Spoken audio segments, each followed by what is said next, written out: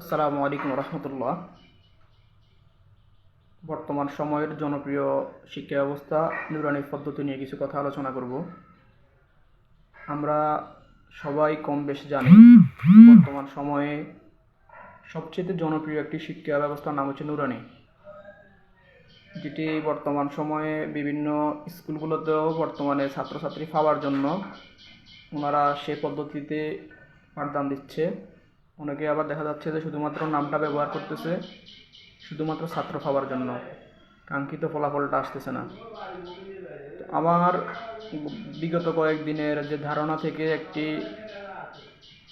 বিষয় বুঝতে পারলাম, সেটা হচ্ছে যে এখানে নুরানির সুফল না পাওয়ার পিছনে কিছু কারণ রয়েছে।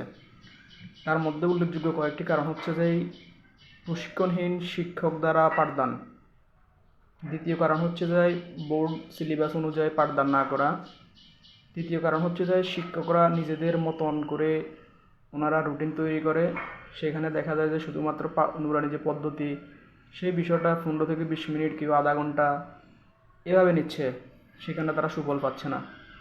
চতুর্থ কারণ হচ্ছে যে ওনারা নির্ধারিত কোনো সিলেবাস, বোর্ড কেন্দ্রিক কোনো সিলেবাস ফলো করে না। পঞ্চম যে বিষয়টা সেটা হচ্ছে যে বিভিন্ন নিয়মিত যে বিভিন্ন আমাদের প্রশিক্ষণগুলো হয় নুরানিতে, সেই শিক্ষকগণ ওইখানে প্রশিক্ষণেতে অংশগ্রহণ করে না। এরপর আরও একটি কারণ হচ্ছে যে ওনারা নিজেদের মতো করে পরীক্ষাগুলো নেয়, যেভাবে একজন ছাত্রের পরীক্ষা নেওয়ার দরকার সেভাবে পরীক্ষা নেয় না, শুধুমাত্র নামে মাত্র ওনারা পরীক্ষাগুলো নেয়। বিভিন্ন সাজেশান তৈরি করে দেওয়া হয়, আগে অনেক বড় একটা সাজেশান দিয়ে দেয়, সেটা এই পাঠদান করলে তারা পরীক্ষাতে শতভাগ 100-তে 95, 98, 99, 100-তে 100 পায়, যারা ভালোভাবে ওটা ফলো করে। এরপরে একটা বিষয় হচ্ছে যে বোর্ড কেন্দ্রিক যে পরীক্ষাগুলা, বিশেষ করে কেন্দ্রীয় যে পরীক্ষাগুলা, সারা বাংলাদেশে আপনার বাচ্চা যে বোর্ডের অধীনের যে বোর্ডে বই পড়ুক না কেন, ওনাদের প্রত্যেকেরই বছর শেষে একটা সমাপনী পরীক্ষা হয় বোর্ড কেন্দ্রিক। সেই পরীক্ষাগুলোতে দেখা যায় যে নামে মাত্র যে প্রতিষ্ঠানগুলো খোলা হয়েছে ওনারা সেই পরীক্ষাগুলোতে অংশগ্রহণ করে না, যার জন্য মানুষ সে নুরানির সুফলটা পাচ্ছে না।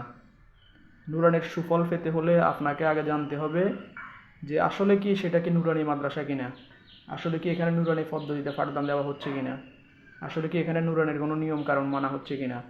আমরা নিজে সচেতন হব, অন্যকে সচেতন করব। নুরানি শিক্ষা প্রত্যেকটা ঘরে ঘরে পৌঁছে দেওয়ার দায়িত্ব প্রত্যেকটা মুসলমানের। আসুন আমরা সবাই নুরানি শিক্ষার প্রতি গুরুত্ব দিই, নুরানি পাঠদানের পদ্ধতিকে সবাই অনুসরণ করি।